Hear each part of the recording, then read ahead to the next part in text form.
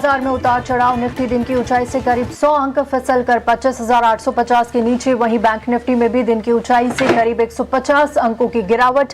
Private बैंकों, defence, consumer durables, real estate में सुस्ती से मिला दबाव।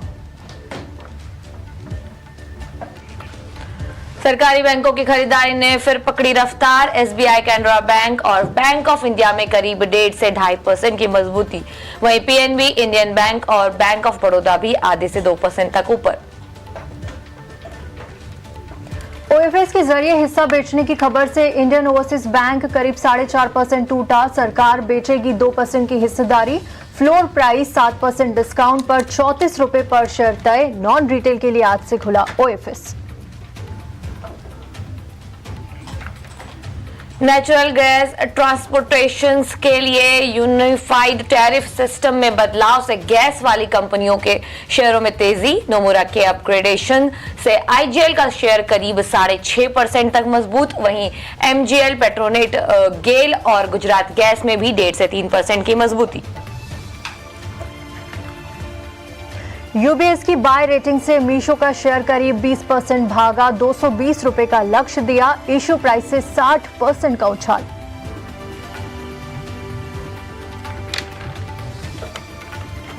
डिस्काउंट पर ब्लॉक डील से एक्सो नोबल का शेयर करीब 13% टूटा।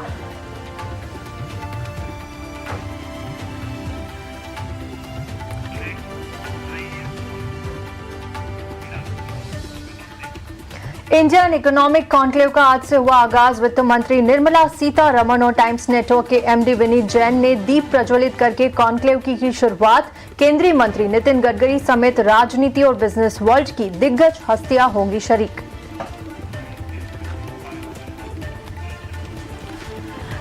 आईईसी में वित्त मंत्री निर्मला सीतारमण ने कहा, ट्रेड को टैरिफ के जरिए हथियार बनाने की कोशिश। जियोपॉलिटिकल अस्थिरता के बीच भी भारत की ग्रोथ बेहतर। अगले फाइनेंशियल ईयर में कर्ज घटाने पर रहेगा फोकस।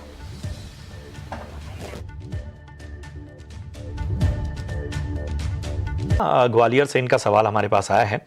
एचडीबी फाइनेंस सर्विसेज ये इनके पास हैं और 740 के भाव पे इन्होंने लिया हुआ है। इनके भाव के आसपास ही स्टॉक और लॉन्ग टर्म का नजरिया जानना चाहते हैं। बताएं स्नेहा, क्या करना चाहिए एचबीडी फाइनेंस में? ठीक है, एचडीबी फाइनेंशियल को होल्ड करना चाहिए बिकॉज कंपनी अभी तक कंसोलिडेशन फेज में थी। बट अगर यहाँ से आप देखेंगे तो इनकी एक अच्छी ग्रोथ फेज स्टार्ट होनी चाहिए। कंपनी काफी कुछ प्रायोरिटाइज कर रही थी अपने जो ओवरऑल नए स्ट्रैटेजी को इम्प्लीमेंट कर रही थी, जिसके कारण इन्होंने अपने ओवरऑल कलेक्शंस को काफी स्ट्रेंथन किया है। अंडरराइटिंग की जो इनकी ओवरऑल स्ट्रैटेजी उसको इन्होंने टाइटन किया है। सो यहाँ से अब इनका एयूएम अच्छे एक लेवल से ग्रो होता हुआ दिखाई देगा। एंड यहाँ से क्रेडिट कॉस्ट भी इनकी बिकॉज आरबीआई ने इतने जो रेट कट किए उससे क्रेडिट कॉस्ट भी इनकी काफी नीचे आएगी। तो ओवरऑल फ्रॉम क्योंकि इनका नजरिया लॉन्ग टर्म का है, तो मेरी सलाह रहेगी क्वालिटी कंपनी है, क्वालिटी मैनेजमेंट है, जिसे डेफिनेटली लॉन्ग टर्म के लिए पोर्टफोलियो में रख सकते हैं। कंपनी है, लॉन्ग टर्म के लिए पोर्टफोलियो में रखने में कोई दिक्कत नहीं है। नरेश बर्मन का सवाल लेते हैं। ग्लेनमार्क फार्मा पे राय जानना चाहते हैं और 1985 इस भाव पे इन्होंने खरीदारी की हुई है और सिर्फ 2200 का इनको फिलहाल नुकसान हो रहा है। पूछ रहे हैं कि होल्ड करना या सेल करना करंट मार्केट कंडीशंस को देखते हुए। तेजस बताएं, ग्लेनमार्क फार्मा पे क्या राय होगी आपकी? मैं इनका नजरिया जानना चाहता हूं कि इनका नजरिया छोटी अवधि का है कि लंबी अवधि का है। शॉर्ट टर्म का ही नजरिया लेकर चल रहा है। मेरे हिसाब से स्टॉक में बने रह सकते हैं। ये स्टॉक का जो चार्ट स्ट्रक्चर है काफी अच्छा है। स्टॉक ने अभी रिसेंटली ब्रेकआउट भी दिया था, तो अगर ट्रेडिंग के लिहाज से लिया है तो 1890 का स्टॉप लॉस रख के बने रह सकते हैं और पोजिशनली अगर बाय किया है तो 1800 का स्टॉप लॉस लगा के होल्ड कर सकते हैं। मुझे लग रहा है ये स्टॉक आने वाले दिनों में आउट परफॉर्मेंस दिखा सकता है और ऊपर में ये स्टॉक 2050 से लेके 2100 तक भी जा सकता है। तो 2050 से 2100 तक के जो हैं वो नियर टर्म में आपको लक्ष्य देखने को मिल सकते हैं। बने रहिए। राखी कुमारी हैं, उत्तराखंड से, इन्होंने सवाल पूछा है। अमरा राजा में इन्होंने खरीदारी की हुई है और अमरा राजा में इनके जो बाइंग प्राइस है वो 1097, काफ़ी ऊपरी स्तरों पर इन्होंने खरीदारी की हुई है। 6000 का नुकसान झेल रही हैं और इन्होंने खरीदारी लॉन्ग टर्म के नज़रिए से की थी। बताएं स्नेहा, अमारा राजा लॉन्ग टर्म नज़रिए से क्या कैसा लगता है आपको? बाइंग प्राइस एक बार फिर नोट कर लीजिए, 1097, 1097। बाइंग प्राइस डेफिनेटली इनकी थोड़ी ऊपरी स्तर की है, बट क्योंकि लॉन्ग टर्म है तो ये डेफिनेटली इसे होल्ड कर सकती है। देखिए, हमारा राजा ओवरऑल ऑटो इंडस्ट्री काफी अच्छी कर रही है, एंड हमारा राजा जो एक बैटरी स्पेस में one of the leading players है, तो डेफिनेटली कहीं ना कहीं वो बेनिफिट करेगी। एट द सेम टाइम जो कंपनी ने जो लिथियम आयन बिजनेस में जो इन्वेस्टमेंट्स किए हैं, दो वो एक लॉन्ग केपेक्स है, बट उसके जो नतीजे हैं वो आने वाले कुछ सालों में पता चलेंगे। सो अभी एट द करंट जंक्शन हमें उस इन्वेस्टमेंट्स की उतनी वैल्यू नहीं पता चल रही, बट जैसे जैसे ईवी की मोमेंटम पिकअप होगी, ये बैटरीज की रिक्वायरमेंट्स बढ़ेगी एंड कंपनी बेनिफिट करेगी। तो लॉन्ग टर्म थीम पर्सपेक्टिव इस बैटरी थीम को प्ले करने के लिए स्टॉक काफी अच्छा है। नियर टर्म में शायद थोड़ा प्रेशर रह सकता है because of the raw material prices and all, but overall a good company from the long term perspective. चलिए, तो लॉन्गर टर्म पर्सपेक्टिव से कंपनी में कोई दिक्कत नहीं है। बढ़ते हैं आगे और राजन अगरकर का सवाल लेते हैं। पुणे महाराष्ट्र से सवाल पूछा इन्होंने। बलरामपुर चीनी पर आए जानना चाहते हैं तेजस। इन्होंने 555 के भाव पे खरीदारी की हुई है बलरामपुर चीनी में, और लॉन्गर टर्म का नजरिया लेकर चल रहे हैं क्योंकि नुकसान इनको हो गया है। 555 की खरीदारी बलरामपुर चीनी में, लॉन्ग टर्म व्यू। देखिए, लॉन्ग टर्म के हिसाब से स्टॉक का जो स्ट्रक्चर है अभी भी कुछ पॉजिटिव है नहीं। लोअर टॉप लोअर बॉटम के फॉर्मेशन है। मेरे हिसाब से अगर ये स्टॉक में कोई अच्छी खासी उछाल आती है और स्टॉक 510 तक जाता है तो ये स्टॉक में से एग्जिट करना चाहिए। ओवरऑल चार्ट स्ट्रक्चर वीक है। चलिए, तो कहीं ना कहीं आपको सलाह ऊपरी स्तरों पर 500 या 510 के स्तर पे आता है तो निकल जाएं तो ज्यादा बेहतर है। इतने ही सवालों को आज हम शामिल कर पाएंगे और अब बढ़ेंगे अपने खास सेगमेंट वीआईपी शेयर्स की ओर।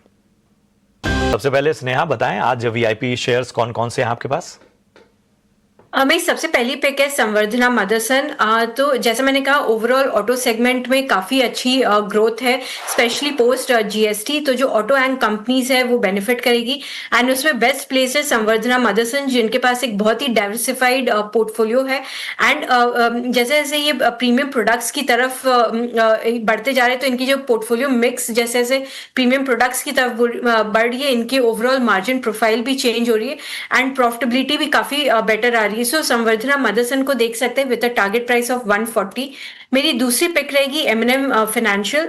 सो MNM financial definitely auto sales जो अक्टूबर नवंबर में जो एक हमने स्ट्रॉन्ग मोमेंटम देखा है उससे ये बेनिफिट करेगी, और ये मोमेंटम आगे आने वाले समय में भी कंटिन्यू करने वाली है।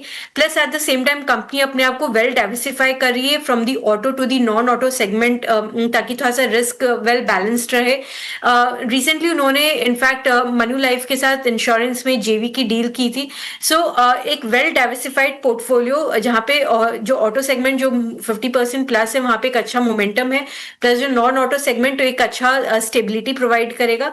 तो एमएनएम फाइनेंशियल को रडार पे रख सकते हैं with a target price of 400।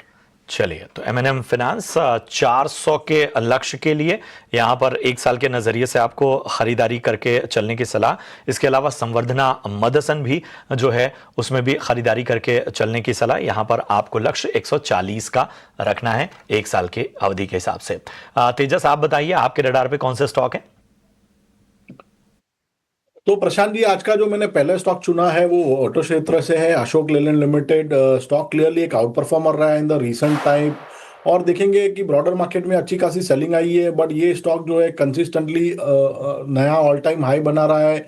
एक राइजिंग चैनल में स्टॉक ट्रेड कर रहा है, हायर टॉप हायर बॉटम के फॉर्मेशन है, शॉर्ट टर्म और लॉन्ग टर्म मूविंग एवरेज के ऊपर कंसिस्टेंटली ट्रेड कर रहा है। तो अशोक लेलैंड में करंट भाव पे या डिप में खरीदारी की जा सकती है विद स्टॉप लॉस बिलो 155। इसका पहला लक्ष्य रहेगा 177 का और दूसरा लक्ष्य रहेगा 185 का। और चलिए। दूसरा जो स्टॉक मैंने चुना है वो बैंकिंग क्षेत्र से, पीएसयू बैंकिंग स्पेस से, बैंक ऑफ इंडिया लिमिटेड। आज के सत्र में भी देखेंगे तो पीएसयू बैंक्स ने काफी अच्छा आउट परफॉर्मेंस दिखाया है। रिसेंटली ये स्टॉक ने एक स्विंग हाई बनाया था 151 का, और उसके बाद लगातार एक स्टॉक करेक्शन मोड में चल रहा था, बट पिछले काफी दिनों से स्टॉक 50 दिन की मूविंग एवरेज का सपोर्ट देख के रिवर्सल दिखा रहा है, और आज के सत्र में भी एक अच्छी खासी फॉलोअप बाइंग आई थी। मुझे लग रहा है ये स्टॉक यहाँ से एक रैली कर सकता है, तो बैंक ऑफ इंडिया में करंट भाव पे डिप में खरीदारी करिए विद स्टॉप लॉस बिलो 135। इसका पहला लक्ष्य रहेगा 150 का और दूसरा लक्ष्य रहेगा 155 का। चलिए, तो बैंक ऑफ इंडिया और अशोक लेलैंड में खरीदारी करके चलने की सलाह तेजस की तरफ से। शुक्रिया करेंगे तेजस। बहुत बहुत धन्यवाद स्नेहा जी आपका भी चर्चा में जुड़ने के लिए और दर्शकों का मार्गदर्शन करने के लिए।